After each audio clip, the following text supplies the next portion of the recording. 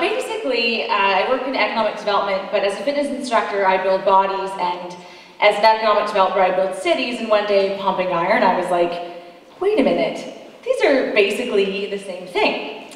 So I want to talk about that idea. Basically, I think I can say that because when I think of a city, I think of an ecosystem.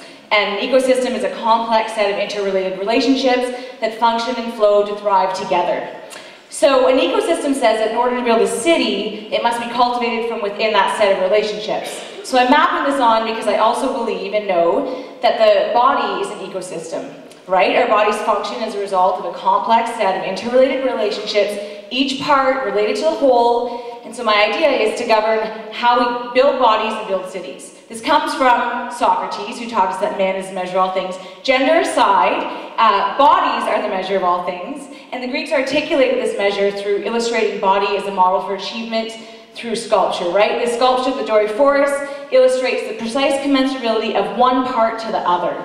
So the idea for a model like this to work is that each part must be articulated first in relation to one another, and then ultimately in relation to a whole. This model is good for cities because cities require symmetry of proportion. Now enter Arnold.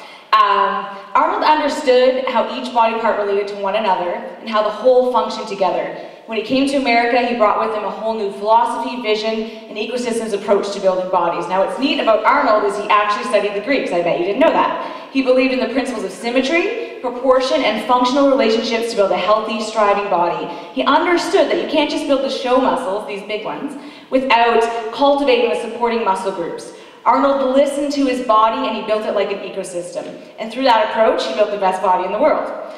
More than this, he crafted a principle-based approach to building bodies, and I want to talk about that principled approach in terms of building cities. First idea is that Arnold understood if you listen to your body, it will tell you what to do and how to do it. So for economic developers, that means listening to your community and cultivating the relationships with all the supporting parts that will make it thrive.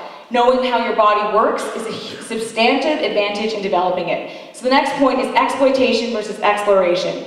Identifying your strengths and cultivating them was a key for success for Arnold and a key for success for cities. Now that's a really complex, iterative process for cities, but it works. Why? Because exploitation comes naturally.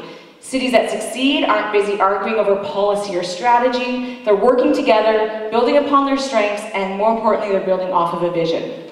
Stratford's a great example. Exploited a name, built a cultural industry around it. Second thing, or I lost count, vision. The importance of defining where you want to be and how you are going to get there. Defining vision takes broad engagement, show muscles, and supporting muscles. Pittsburgh redefined itself from steel town to tech town by engaging entrepreneurs.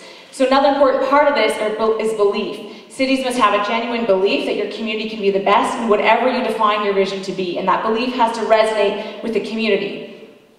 Again, Pittsburgh, Stratford built on their belief. Fulfillment of the vision takes commitment. For cities, that means each part or stakeholder working toward the success of the whole. And the best part is if you've listened to your body, your supporting parts, commitment comes naturally. So building a city based on vision and principles hasn't really entered the economic development paradigm. Economic development traditionally rests on bricks and mortar and tax assessment, but I want to give you a 30-second history of economic development and tell you where Arnold brings us. So I'll start with Porter. Porter focused on attracting industrial clusters through incentives. This model doesn't work. Pittsburgh's investment in big industry was relatively short-lived and they had to adopt a new model. Glazer kind of moved away from traditional assets and introduced the knowledge-based economy and people as assets. Florida, the most popular paradigm right now, basically building off of a creative economy by attracting creative people. Schwarzenegger pumps this up by teaching us and showing us how to get people and the supporting parts functioning together as a whole. So quickly, exploitation of your community strengths, vision of what your community wants to be articulated by the supporting and show muscles, belief and engagement you can achieve it, and the commitment from each part working together. Now, I said at the beginning that man is the measure of all things. So if that's truly the case, the natural scale would be Simmons, Schwarzenegger. No disrespect to Simmons, because I really do love that man. But to me, London is somewhere close to Arnold, and I'd say on this scale, London is, here it comes, a solid Vin Diesel. Great, great body, but we have to do something about the face. And too much focus on the show muscles, right? He's got like massive pecs, but he kind of forgot about all those supporting muscles. And you need those groups to achieve symmetry, proportion, and a thriving body. So we've got a little bit of work to do, but that's where we're at.